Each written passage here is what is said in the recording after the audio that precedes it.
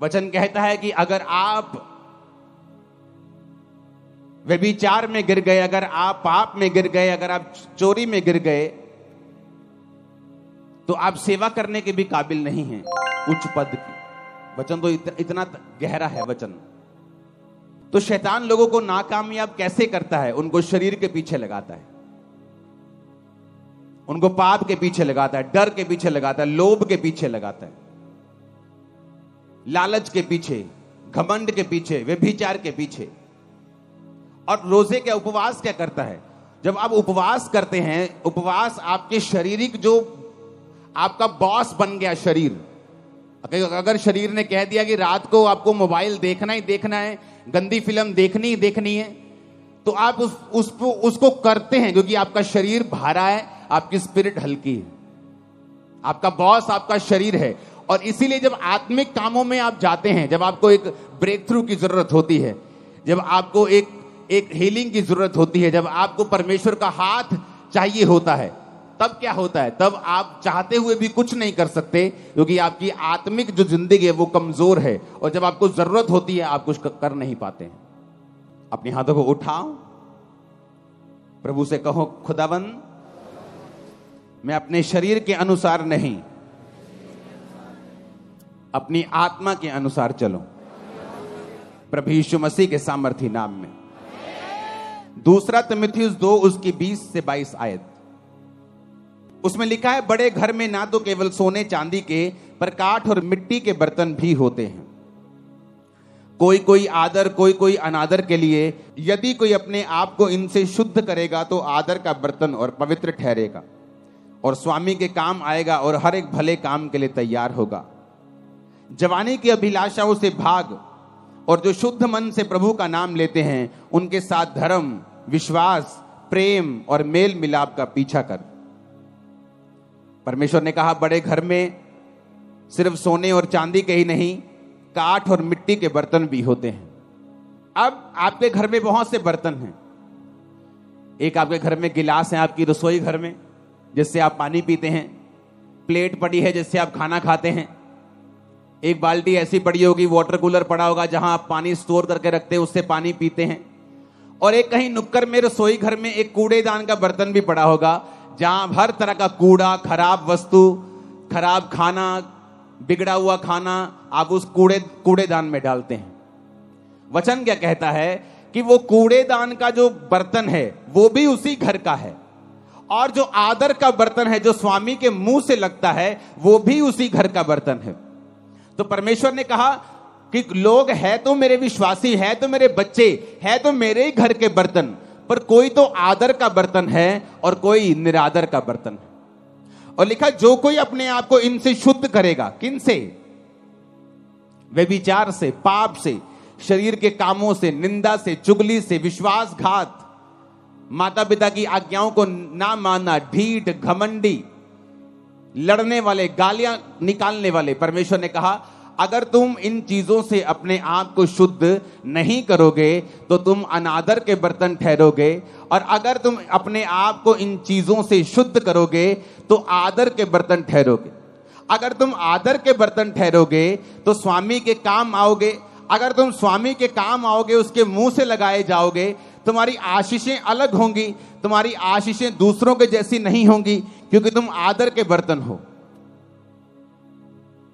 लिखा है क्योंकि मनुष्य स्वार्थी, लोभी, डींगे मारने वाला, अभिमानी, निंदक, जिसे अपना ही स्वार्थ है, जो हर काम अपने ही फायदे के लिए करता है, लोभी है, लालची है, हर चीज को बेचना आता है उसे, डींग मार। वो चर्च में गए थे, अच्छा ठीक नहीं हुए, आ जाओ मेरी चर्च में। डींगे मारनी।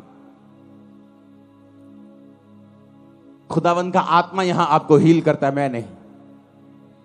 आप गवाह होंगे, और आप गवाह हैं, लंगड़े चलाए जाते हैं और कोढ़ी शुद्ध किए जाते हैं। लेकिन आपने कभी ऐसा नहीं सुना होगा कि अगर चंगाई चाहिए तो सिर्फ मेरी चर्च में आओ। यह निशानी है कि वो पास तक गिर चुका है और वचन में नहीं। अभिमानी, निंदक, माता पिता की आज्ञा टालने वाला, कृतज्ञ यानी विश्वास, थैंक्स गिविंग ना करना। ऐसे दो तरह के लोग होते हैं, प्रभु के सामने कृतज्ञ, लोगों के सामने कृतज्ञ। प्रभु जो मर्जी कर दे उसका थैंक्स नहीं करते, अगली डिमांड, उसके अगली डिमांड। जो प्रभु ने पीछे किया उसका कोई थैंक्स नहीं, अगली डिमांड, उससे अगली, उससे अगली, उनको कृतज्ञ बोलते हैं।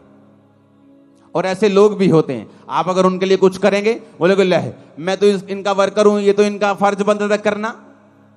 मैंने लाइफ में वर्कर देखे 30-30 साल से काम करते हुए, सेम सैलरी, धीरे धीरे सैलरी बढ़ रही है कछुए की चाल से, और कोई हेल्प नहीं की। मैंने देखे हैं वर्कर लोगों के घरों में काम करते, लोगों की जिंदगियों में काम करते हुए। तो उसने कहा जब तुम्हारी हेल्प हो, जब तुम्हें कुछ मिले तो उसका थैंक्स करो, वो इंसान हो या परमेश्वर। अपवित्र, दया रहित, क्षमा रहित, दोष लगाने वाला, असंयमी, कठोर, भले के बैरी,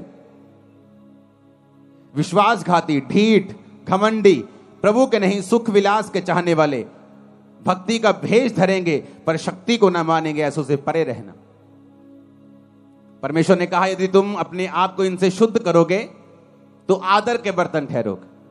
पौलुस को देखो, कई बार हम दुखों से निराश हो जाते हैं कि परमेश्वर ये दुख क्यों आया, ये दुख क्यों है। 2004, 5, 2006, 2007, 8, 9 तक, 10 तक मैं हमेशा परमेश्वर के सामने कंप्लेंट ही करता रहता था, खुदावन ये मेरी लाइफ में प्रॉब्लम क्यों नहीं जा रही, सेवा में आने के बाद भी ये दिक्कत क्यों नहीं खत्म हो रही, ये मेरी लाइफ से क्यों नहीं जा रहा, ये संघर्ष खत्म क्यों नहीं हो रहा।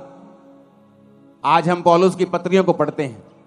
अगर हम पौलुस की पत्रियों को पढ़ते हैं, उन 13-12 जितनी भी 13 पत्रियां हैं, तो पौलुस की पत्रियों को पढ़ते पढ़ते हमें यह समझ आती है कि पौलुस ने अपनी 13 पत्रियों में एक ही बात की है, तुम्हारे कैरेक्टर को किस तरह से मजबूत रखना है, क्योंकि शैतान तुम्हारे कैरेक्टर को खत्म करके ही तुम्हारी लाइफ में काम करता है। और पौलुस ने कहां से ये पत्रियां लिखी हैं? जेल में से। जेल कैसे गया? सुसमाचार के लिए, अपने पाप के लिए जेल नहीं गया। वो लोग अपने पापों के लिए जेल जाते और बोलते कि मैं प्रभु के लिए जा रहा हूं, लेकिन बाइबल कहती वो खुदावंद के कामों के लिए, लोग उससे जेलसी करते थे, वो जेल में गया। जेल में गया तो एक आम इंसान सोच सकता है कि अगर ये परमेश्वर का दास है तो फिर जेल में क्यों गया, फिर प्रभु इसको बाहर क्यों नहीं निकालता। लेकिन वचन में क्या लिखा है? वचन में लिखा है कि जब वो जेल में गया तो वो सारी पत्रियां उसने जेल के अंदर से लिखी। प्रभु को मालूम था पतरस की इतनी पत्रियां क्यों नहीं, क्यों मैं बताता हूं, क्योंकि पतरस बाहर से विकाई में था और हर टाइम बिजी रहता था, कभी वहां कभी वहां कभी वहां मीटिंग है, कभी वो विश्वासियों के पास, कभी उस कलीसिया के पास। उसकी केवल 2 पत्रियां बाइबल में है, पहला पतरस और दूसरा पतरस। अब जब सेवकाई में कोई तो चाहिए जो इस लेवल का हो, जो पतरस के लेवल का हो, जो यूहन्ना के, याकूब के लेवल का हो, उसी की पत्रियां काम आएंगी। छोटे लेवल का कोई लिखेगा तो उसकी पत्रियों में वो बात नहीं होगी, वो पवित्र आत्मा की भरपूरी नहीं होगी। तो परमेश्वर जानता है कि पौलुस एक ऐसा जन है जो उस लेवल का प्रेरित है।